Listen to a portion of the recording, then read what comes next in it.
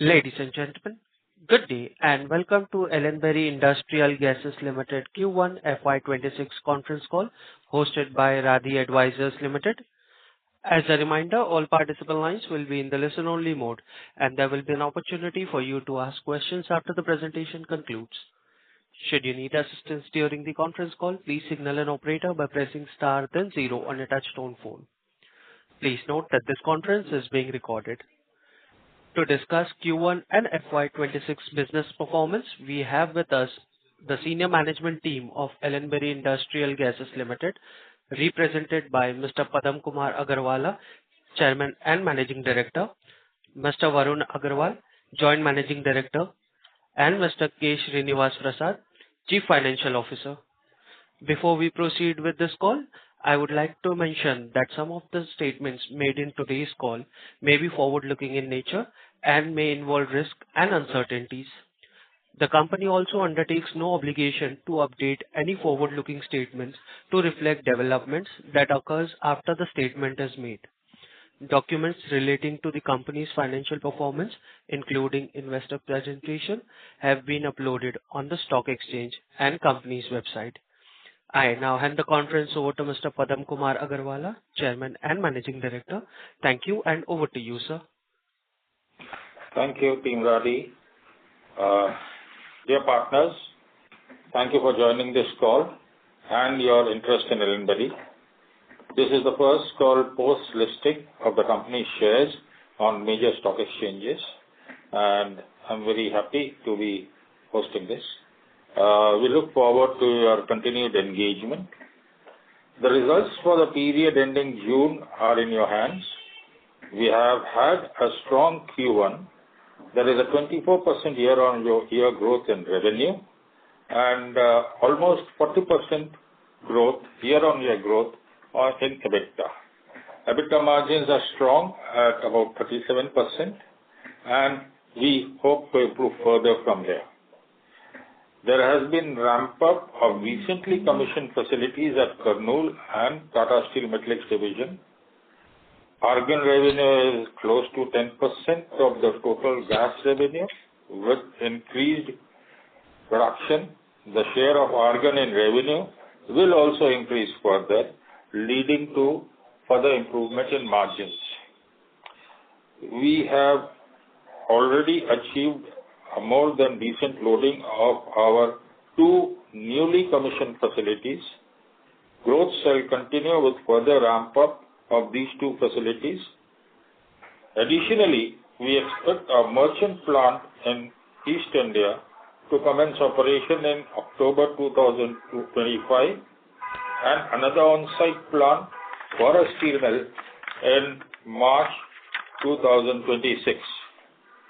We shall continue to look at building additional capacities in merchant and on-site towards furtherance of our core business of ASU gases.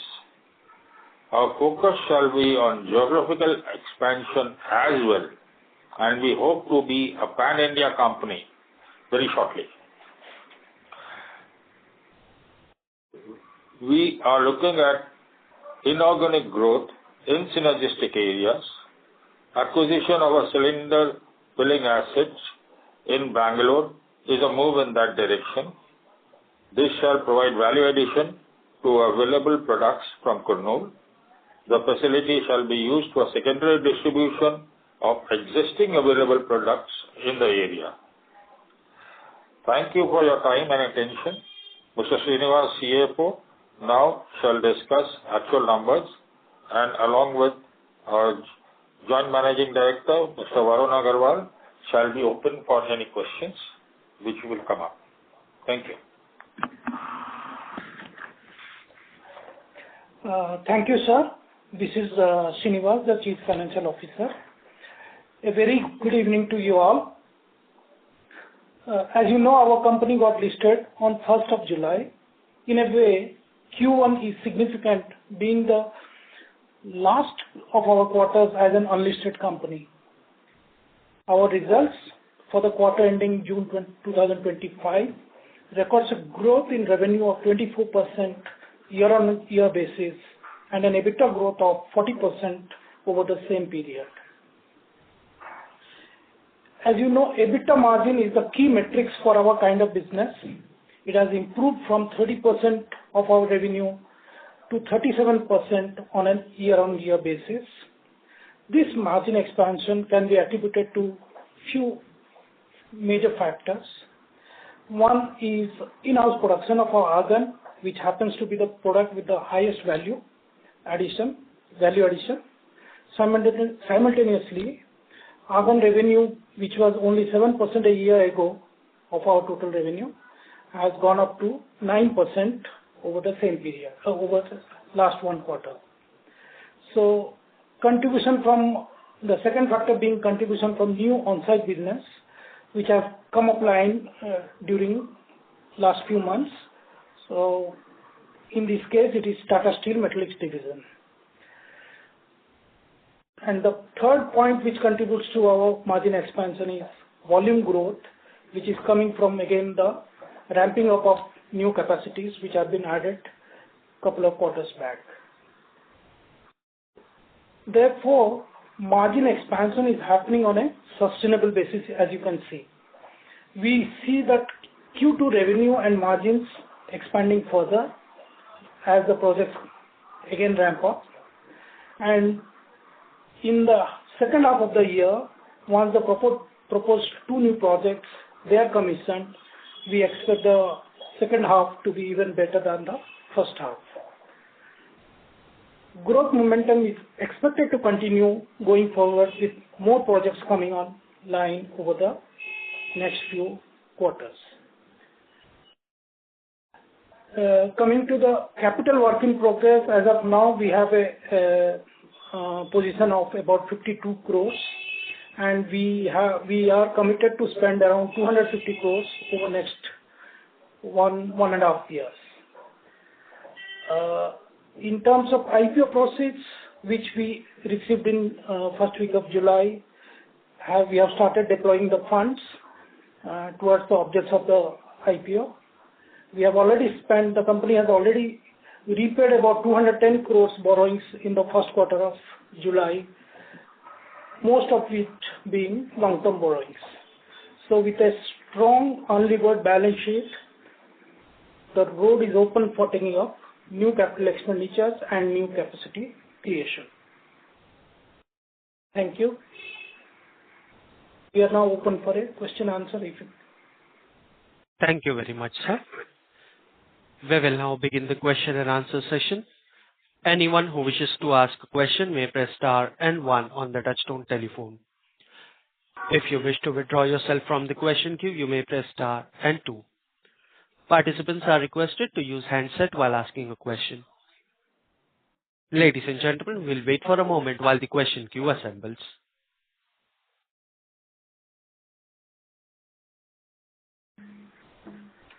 First question is from the line of Dayanand Mittal from JM Financial. Please go ahead. Yeah. Good evening, Padamji, Varunji, and Srinivasji. Thanks for that brief summary of your results. My first question is around just a quick wrap up of your project updates. You briefly summarized, but if you can just take us maybe project by project in terms of Kurnool, how is the utilization currently, and by when do you expect it to reach maybe optimum utilization of 90-95%? That's one. And the other two projects, broad timeline in terms of commissioning, you mentioned it, but yeah, in terms of ramp up as well, if you give a guidance, by when do you see it reaching to optimum utilization? Would it be 2 years or longer? If you can give those details, and hence what kind of volume growth we can envisage over the next 2-3 year period. Yeah, that would be my first question. Thanks, Dayanand, for that question. Basically all of our facilities, apart from the Kurnool plant, are running at full capacity utilization. The Kurnool plant, the ramp up is happening currently. As on Q1, it was about 60-65%. Q2 capacity utilization will be significantly higher than Q1, and we would expect this plant to reach sort of the optimum capacity utilization of about 85-90%, maybe sort of in the second half of this year. In terms of the new projects that are coming up, so as we mentioned, we have a merchant plant in Eastern India, which will be up and running in October of this year. We have an on-site plant which is coming up in Q4 of this year. And then we have a merchant plant in North India, which will be up and running in end of Q1 of next financial year. Now, when it comes to ramp up of these plants, the way that the business model works for on-site plants is that we, from day one itself, have a take or pay arrangement with the off-taker for whom we set up the capacity. So in that sense, for an on-site plant, the capacity utilization becomes irrelevant because the revenues of the company are guaranteed from that plant. When it comes to merchant plants, we typically take about an 18 to 24 month ramp-up period. So let's say if a plant is starting in October of 2025, we would expect the entire capacity to be utilized by, say, March of 2027. Similarly, the plant which will start in the next financial year, again, will take about 18 to 24 months to ramp up. Now, if we sort of put this all together, I would say that, in terms of revenue growth, we definitely, the kind of revenue growth that we shared Q1 to Q1, which was about 25%, we definitely expect at least this level of revenue growth to continue. And, as we keep adding more capacity, the revenue growth will sort of keep coming through. So, we definitely think that for next 2 to 3 financial years, there's a strong growth runway for us. Thanks, Varunji, for the detailed answer. Second thing, in terms of your aspiration to become a pan-India player, so if you can just detail a bit more about the acquisition which you did, how it improves your business model in the south, and also in terms of future plans, in case you may like to disclose now, or else it's fine, about how do you want to get into the western part of the country or other geographies that you may have a plan to. Yeah, so this acquisition actually is of course, it's quite a small acquisition, but in terms of, and it's, the outlay is only about 5.5 crores. But what it does is it gives us a good penetration into the Bangalore market. Now, why that is important for us is because our Kurnool plant, which is located halfway between Hyderabad and Bangalore, ultimately we have to sell this product to these 2 key markets. So, having a local presence in Bangalore allows us to do a lot more value addition with our production. Sometimes also what happens is, customers want full variety of gases, not just liquefied gases, but cylinder gases. So having a local cylinder filling station in Bangalore will allow us to cater to those kind of customers. It also allows us to cater to medical customers because, medical customers, because it's a life and death kind of a situation when it comes to oxygen. So they don't want to take supplies from someone who's located, 200-300 kilometers away. So having a local presence in Bangalore again helps us target the medical customers as well. So in that sense, it's a very strategic kind of complementary acquisition for us to sort of add more value and load up our Kurnool facility. In terms of becoming an all-India player, of course, we have something coming up in North. We are actively looking at something in the West as well. And, at the appropriate time, we will, of course, make the necessary announcement, with respect to that. But currently, it is still in the drawing board stage. So nothing really that we can talk about at this moment. But definitely you should expect an announcement from us fairly soon. Thank you, Varunji. Last question, just on argan. So you mentioned your revenue from argan this quarter was around 9 to 10%, from 7%, I think, YOY, if I'm correct. So how do you see this ramping up, let's say, let's say, exit FY26, exit FY27, so next 2-3 years, how it could go, where do you see it ramping up to, and what could be the peak revenue from argan, let's say, when everything is at optimum utilization? So I think we would look at an argan revenue of somewhere in the region of about 15%. That's 15% plus, when all this capacity sort of kicks in. And of course, having a 15% plus contribution from argan would obviously also feed into the EBITDA margins to some extent. So I think one of our key strategies going forward is to actually really focus on our marketing and sort of value addition when it comes to argan. Thanks, Varunji. Thanks for detailed answer. Thanks, Dayanand. Thank you.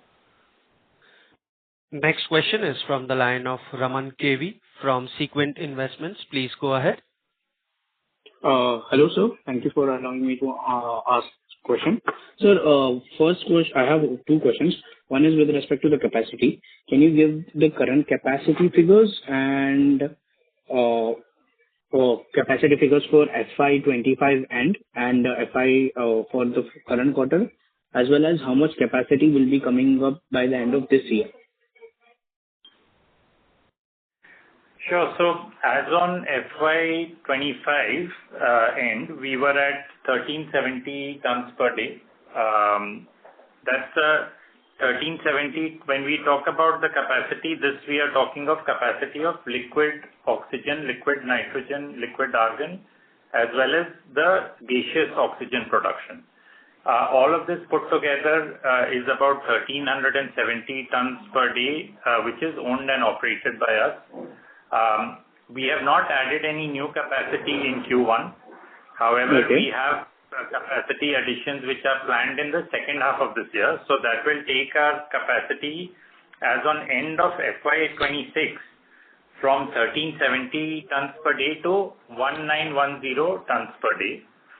And basis the projects that we are currently constructing and sort of planning, FY27 capacity would be 2130 tons per day.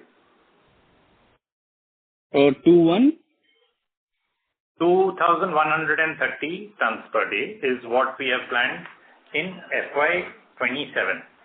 Now, of course, if we do announce any new projects, there could be an upside to this number.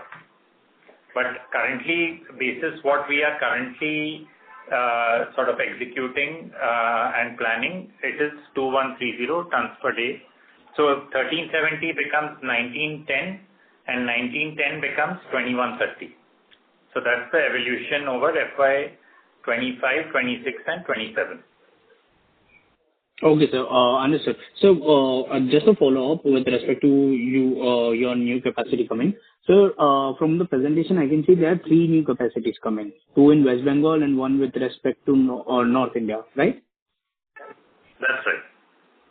And so what about the other facility which you were talking about, which will be commenced in March 2026? Yes, that is one out of the 3 that you have mentioned. So that is the North Indian plant, which is with respect to liquid ASU and... No, that one is the on-site plant. The one which is in March 26, yes. And that the capacity is 2,050 tons per day. The on-site that one is 320 tons per day. Okay, sir. So, and my second and final question is with respect to TAM, sir. I just wanted to understand what is the total addressable market with respect to, this the business which we are in? And if you can you please provide the breakup between, different gases, if it's possible? Sure. So, let me just fetch that. So, basically, I think the total market size is about roughly about 14 to 15,000 crores. And that is largely driven by the three air gases, oxygen, nitrogen, and argon. Oxygen is, I would say, the largest share, about close to about 40%. Basis the last, these figures are basis the report which was commissioned by Frost and Sullivan at the time of our IPO. So oxygen is the largest, and then nitrogen, followed by argon. Okay, sir. So just one doubt. This Kurnool facility, which is in Andhra Pradesh, is this started operational, or will it be operational in the second half as well? No, this is operational. We started this in the second half of the last financial year. But typically these plants take time to ramp up because we need to sort of sign up contracts with new customers. So what's happening is that every quarter the revenue which is being generated from this plant is increasing until we reach the optimum capacity utilization. So currently we are at about 60 to 65% capacity utilization in this plant. And, as we increase that, which we are doing every quarter, as we keep increasing that capacity utilization, the revenues from that plant will keep increasing until we sort of reach that 90-95% level. And sir, I just have one doubt with respect to the difference between on-site facility and bulk distribution facility. What's the difference between both of them? So, on-site facility is basically a plant where we set up the plant inside the premises of a customer, and we supply gases via pipeline to that customer. Sometimes in case of an on-site, we can set up a plant which is larger than the demand of the customer inside whose factory we have set up our plant. In that case, the surplus production that we are generating, so that is the on-site model. The merchant model is where we sort of buy a piece of land, we set up a plant, and we market it to the production to, let's say, 300-400 customers over a 500 kilometer radius. So that's the basic model. One is inside a customer's premises and one is an independent plant. Okay. Thank you, sir. Thank you. Thank you. Next question is from the line of Gautam Rajesh from Leo Capital. Please go ahead. Hi, sir. Good evening. Thank you for the opportunity.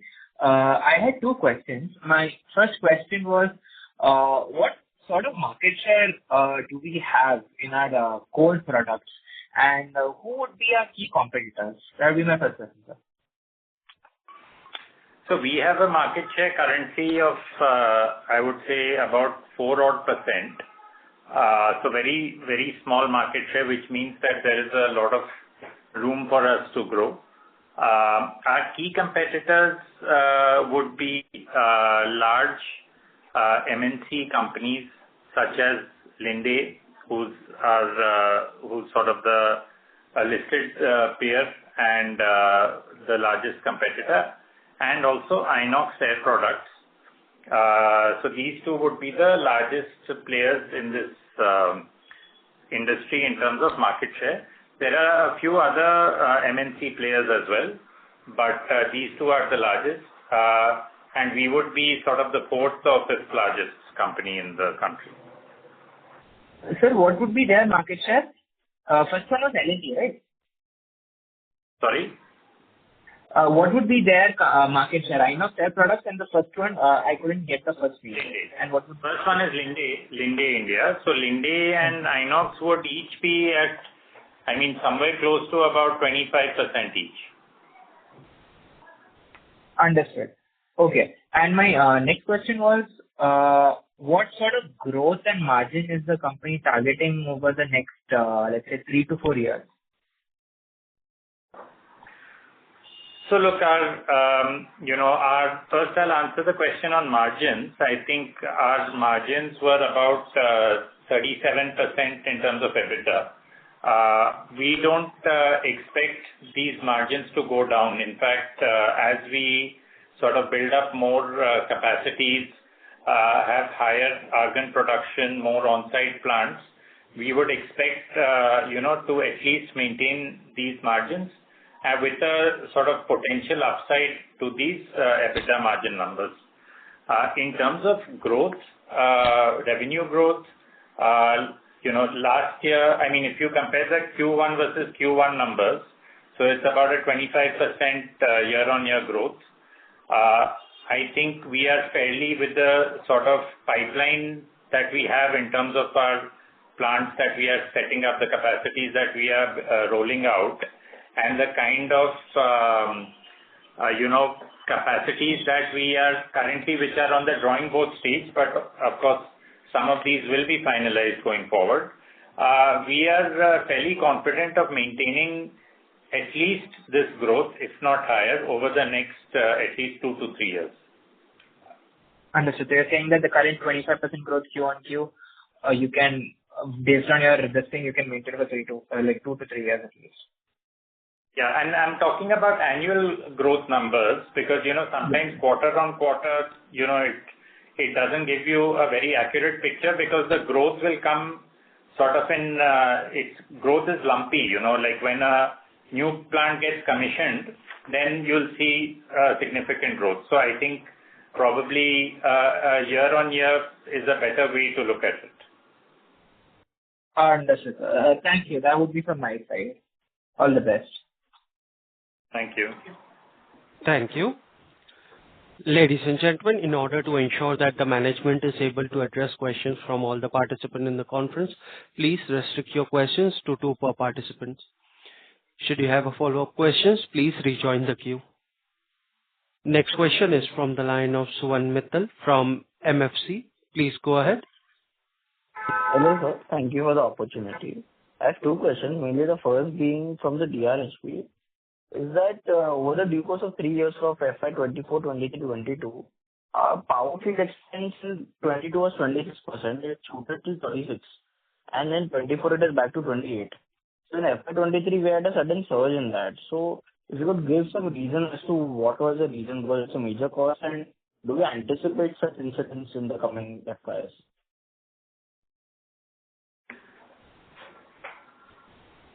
No, I think, sorry, go ahead. Can you please repeat, Suvan? You're talking about which year? Power expenses in fiscal 23, it was at around 73 odd crores, which is 36% of the revenue. And in FY 22, It was 26%. So it was a considerable jump. And we are already having high EBITDA margins, so the only thing which can affect is power expenses. So do we anticipate such a surge? And if you could give some color as to why was the surge in FY 23? Yeah, you're right. As you know, power is our basic raw material for us, for our industry. And 23, 24, there must have been some tariff increase, especially in the south, which does typically increase the power cost. But at the same time, we try to, over a long period, we try to optimize that through purchase of from the exchange, power from the exchange, which normally comes at a discount. And also on a long-term basis, sustainable basis, we take actions to improve the power cost by better utilization of the loading of the plant and those kind of things. So 23, 24, I remember there was some spike in power in the south. No, No, and I think Sorry to interrupt. It was between FY 22 and 23, like from 26% it increased by 12 odd percentage to 36%. In fact, for 23-24 it decreased from 36 to 28, but from 22-23 it increased by 12 odd basis points, 12 percentage points. No, I think, one more thing which I'd like to add is that, the new capacities that we have recently commissioned, as well as the ones that are currently under construction, those are significantly more efficient in terms of power consumption. So, I'm answering the second half of your question where, is there a risk of this kind of jump happening again? And, you'll see gradually that the power cost as a percentage of revenue will actually sort of trend down levels just because of the greater efficiency of the plants. Regarding your question on FY 23, maybe we'll be able to get back to you at post this call. One major factor was 21-22 was a COVID affected year when the revenue was much higher than the going level of prices. So that's why it's a misnomer to look at power cost as a percentage of revenue. The average realization was much higher in 21-22. Okay. So my second question being, we have mainly been a company operating in oxygen and nitrogen, and now you have been stating that argon can contribute significantly up to 15%. But in terms of TAM, hydrogen also has a good amount of market size. So do we expect any further additions or contribution from hydrogen as a gas in the coming 3-5 period or long-term perspective? We are not, as of now, we are not much into the hydrogen as you perceive, which is more related to non-conventional energy and green economy and so on. Of course, our hydrogen is produced by way of electrolysis. So this is the same method which is used for production of green hydrogen. As of now, this plant capacity is small, and we are just testing the waters before actually making a major entry into this business. Our present customers are different from the buyers or manufacturers of green hydrogen. We would generally supply to power plants and Vanaspati units and so on. Going forward, yes, hydrogen appears to be a promising market, and this I would say, for us, it is more of a pilot project. We will understand the business, and moving forward, maybe take some major investment decisions after we are sure of what we want to do. Okay, sir. Thank you. That's it. Thank you. Thank you. Next question is from the line of Parikshit Kabra from PKD. Please go ahead. Hi. Thank you for the opportunity. My first question is a bit of a basic one. Your slide shows that your operational capacity is 3,800 odd TPD, but earlier in the presentation you said that your current capacity is only about, I think, 1370 going to 1910. So how are you segregating the two numbers? Can you please explain that? So Parikshit, there's just one difference between the two numbers. There is a 2,500 tons per day plant which is being operated by us, which is coming in that larger figure. Whereas the figure that I am mentioning, the 1370 figure, those are plants which are owned and operated by us. So those are the plants on our balance sheet, the 1370 tons per day. In addition, there is a 2,500 tons per day plant which we operate but which is not on our balance sheet. So, for the purposes of DRHP, we had to include it in our production capacity, but because it is effectively a capacity which is operated by us. However, the true capacity which is owned and operated by us on our balance sheet is 1370 tons per day. So that's the difference between the two figures. Got it. But essentially, this 2,500 TPD plant, you are operating and earning revenue from, right? So from a revenue generation perspective, I should look at 3,800 TPD as the correct number. So we are earning a revenue, but here again, the revenue what we earn is a fixed fee every month. It's not, let's say, we are not earning double the revenue of 1,300 just from this one plant. So it's a bit misleading in that sense. The revenue is not proportionate to the capacity here. Got it. Understood. Okay, so my second question is,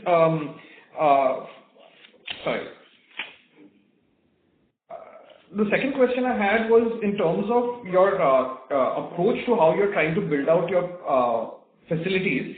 You're trying to become a pan-India company. I was wondering whether this is more of a geographical play, and so rather having a cluster approach and going out into particular areas might be a more prudent approach. I just wanted to hear your thoughts on that. No, you're right. I think, there is a benefit of having multiple plants in a cluster, and that's what we have been doing. So, while we are looking at becoming a pan-India player, at the same time, it's not that we are ignoring the geographies that we are already strong in. Now, there are a couple of reasons to ultimately want to become a pan-India player because, for example, the western part of the country is where a lot of industrial growth is happening. And, by not being present there, we have actually realized that is actually a sort of a significant disadvantage because, we are missing out on a lot of new business opportunities that are coming up in Western India. So, at some point, of course, we do want to be an all-India company and, now that we have achieved a certain critical mass, at least in our home geographies of East and South, we felt that it was prudent to actually now take a step into North to begin with, and we are also currently evaluating something in the West. And, we feel this is the correct time because the balance sheet is strong, the company is a lot more visible as a brand, especially post-IPO. So, we felt this is the right time, to embark on this pan-India expansion. Perfect. Thank you so much. And the last question I have is, Linde gets the technology from their global company. Inox also has a partnership with a global company. Where do you get your technology from, and how do you compete with these MNCs? Of course, they're much larger, but what is your right to win here? We have our own in-house team who keep track of the global developments in terms of production technology. Our team, they keep themselves updated, and generally the engineering team would be able to take care of any challenges in this direction without any external support. Got it. So you're saying our technology is in-house completely? Absolutely. And we are able to compete with Linde and Inox with their foreign technological stack and technology stack and still beat them? Like, what is our right to win here? Are we better than them in pricing? I wouldn't say that we'll beat them.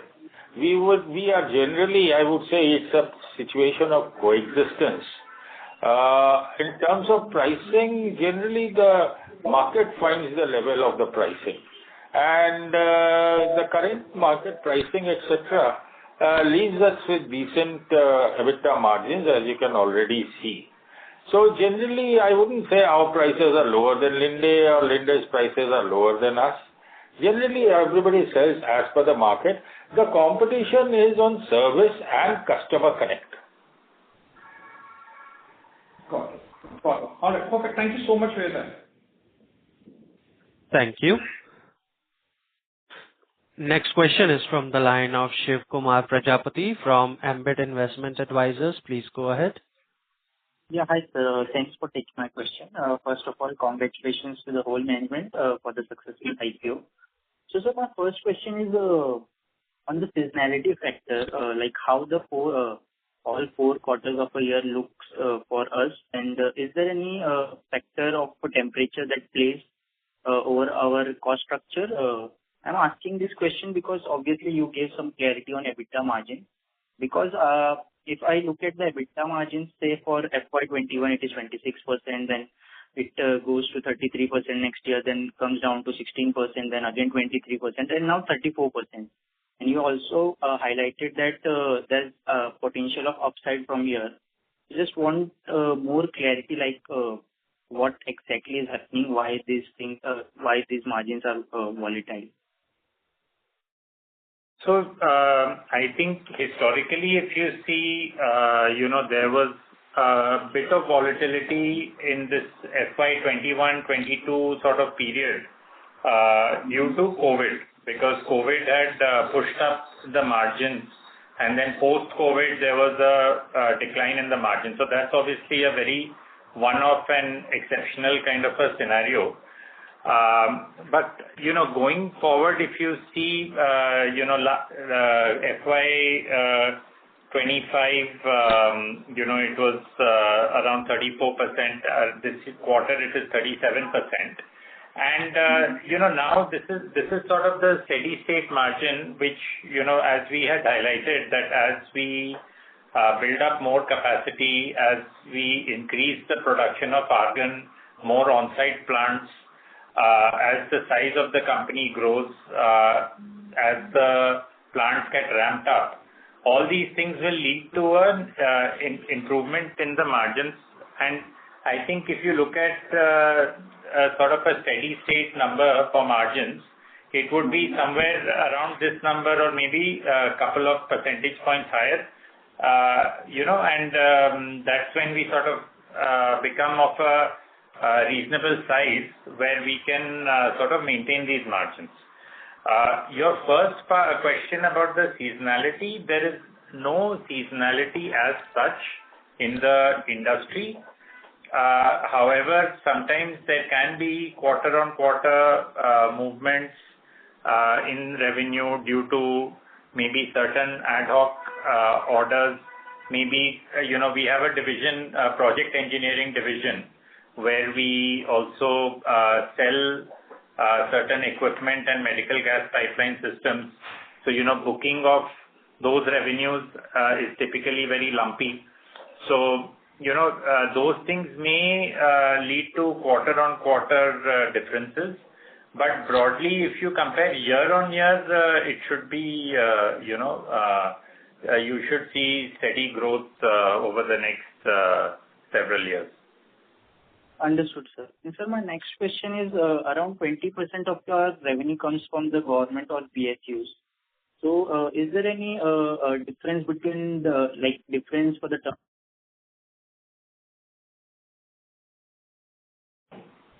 Sorry, could you repeat Sorry that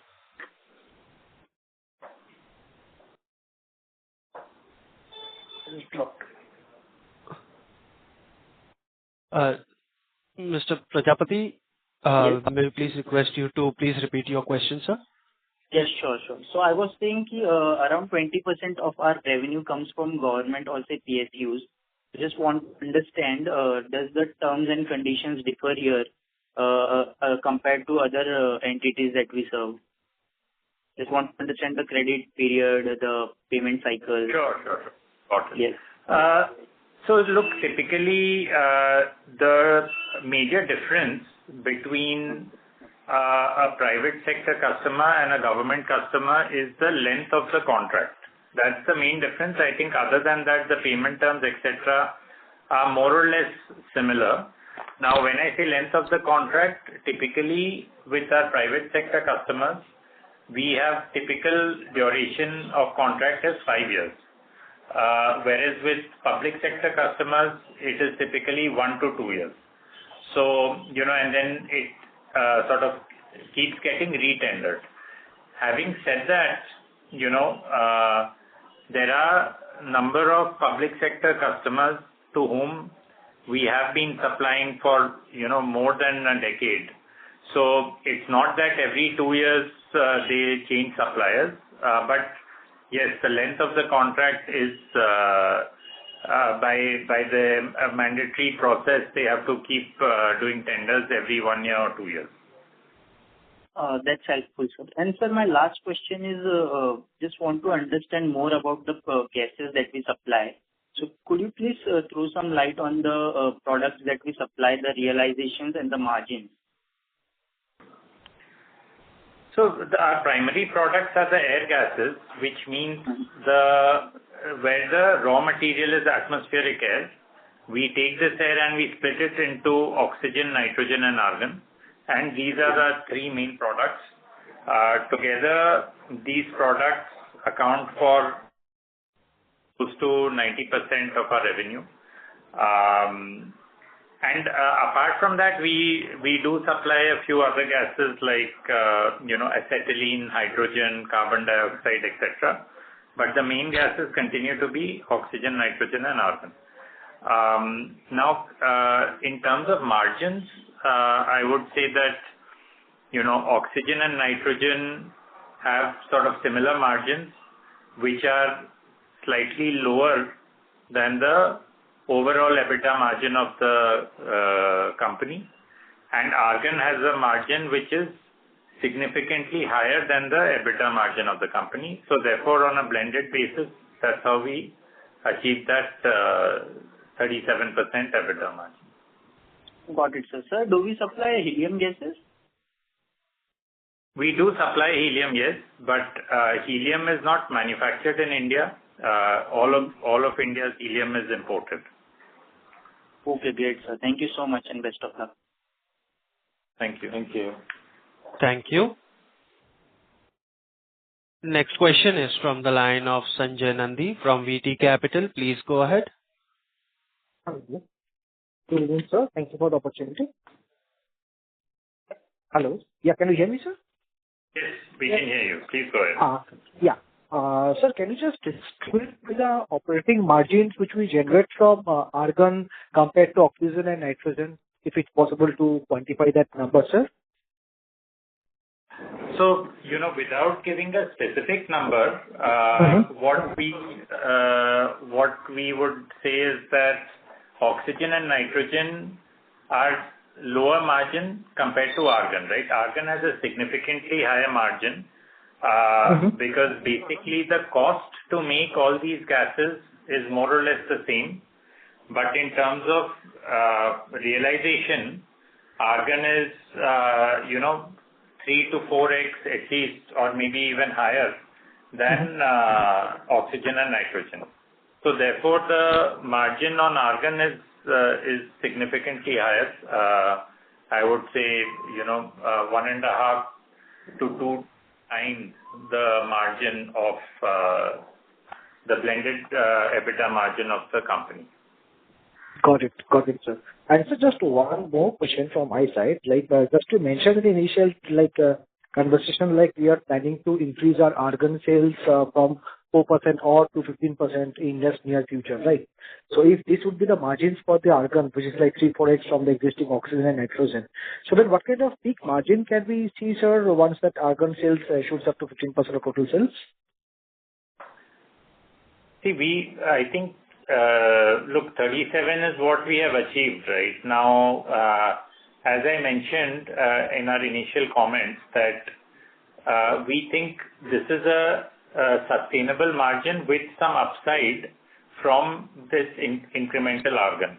I think, without giving a specific number, I would say that there is a potential upside to this margin number with increased argon production. Got it. And sir, if we compare us with our global peers like Linde's and the world so they are having a market share of 25% as we talk. And we are at 4% talking something like that. So if companies like Linde, they are growing at a CAGR of roughly 7 to 8% on an annual basis, what kind of confidence we are getting or what kind of demand drivers are there for which we can foresee us for 25% kind of sales growth going forward, sir? See, I think one thing is that, as you grow larger, then, that base becomes larger, right? So then the percentage growth, to maintain a very high percentage growth becomes more challenging the larger you grow.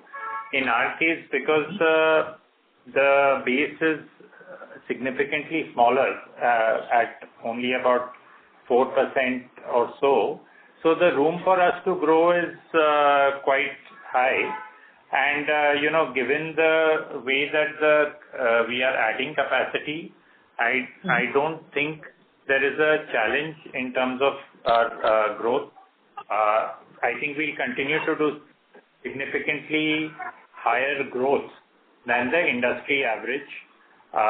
And, last year as well, if you compare Q1 to Q1, we've done 25%. I think we'll continue to grow at those sort of numbers with some upside. And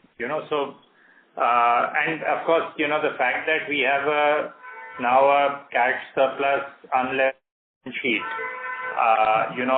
enables us to put up significant amount of capex to really charge up our growth. So I don't think we'll be at any point, we'll be definitely significantly higher growth than the industry average. Got it, sir. And for the operating margins as well, sir, we are talking about 37% kind of EBITDA as we talk in Q1, whereas the peers like Linde, they are like touching on margins of roughly 31%. So is there any probability of getting that margin increased higher from the Linde side, or our margins might contract going forward? Yeah, I don't want to comment on Linde, but definitely I can tell you about our numbers, and we don't expect this margin to really decline. In fact, as I mentioned that, from our perspective, we see this number to sustain and maybe with a small upside. Great, sir. Great, sir. That's all my side. Thank you so much, sir, for the detailed clarifications, and wish you all the very best, sir. Thank you. Thank you. Participants, please restrict your questions to 2 per participants. If you have a follow-up questions, please rejoin the queue. Next question is from the line of Raman KV from Sequin Investments. Please go ahead. Hello, sir. Thank you again for allowing me to ask a follow-up question. I just wanted to understand, with respect to, for example, let's say we have around 100 tons per day capacity. How much revenue can we do from that particular, and how much capex is required? I just want to understand the unit economics of the business. So, very broadly, of course, like any other industry, 100 tons capacity cost and a 200 tons capacity cost will not increase proportionately, right? So, let me give you a live example where we are putting up a 220 tons per day capacity. That 220 tons per day capacity is costing us about 160 crores, right?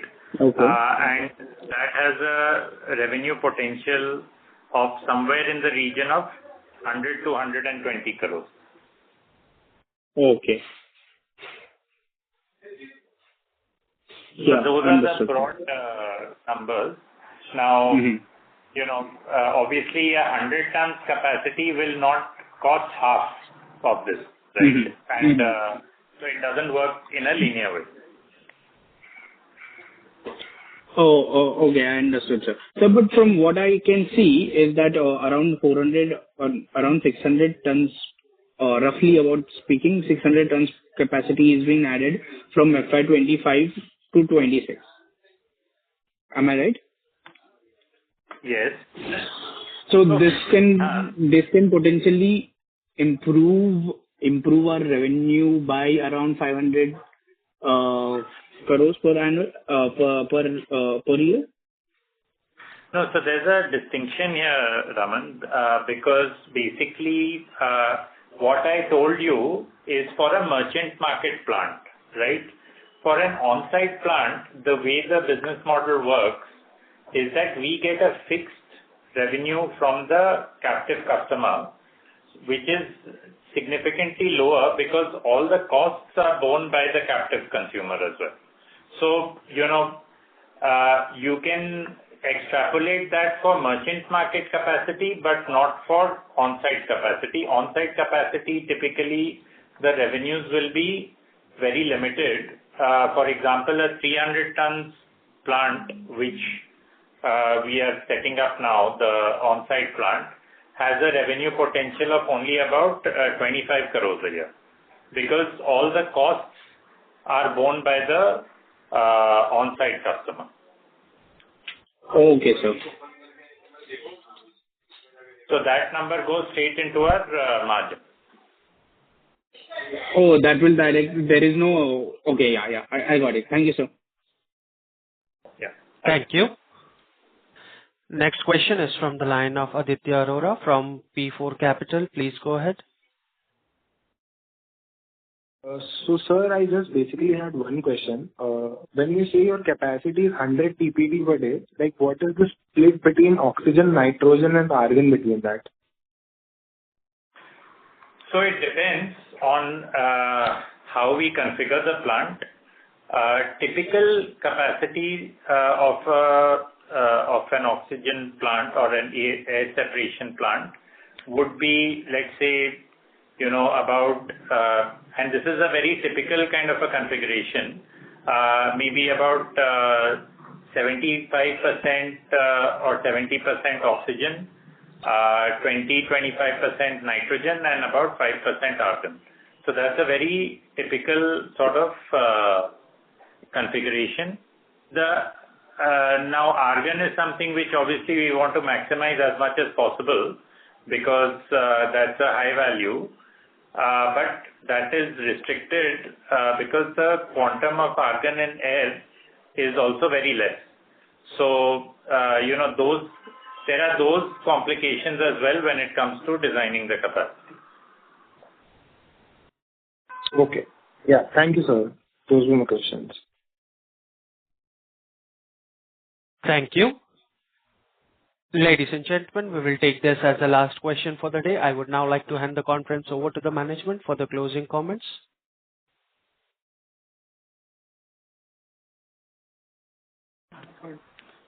So, thank you all participants for joining and asking a lot of very interesting questions.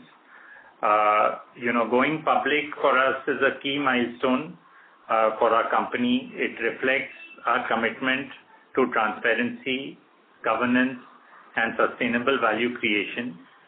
We acknowledge the responsibilities of being a listed company, and we are committed to upholding high standards of accountability and integrity while delivering sustainable growth and delivering on the commitments that we make. Thank you for your time and attention today. If you have any further queries, please feel free to reach out to our investor relations team. Thank you, everyone. Thank you so much, sir. On behalf of Ellenbarrie Industrial Gases Limited, that concludes this conference. Thank you all for joining us, and you may now disconnect your lines.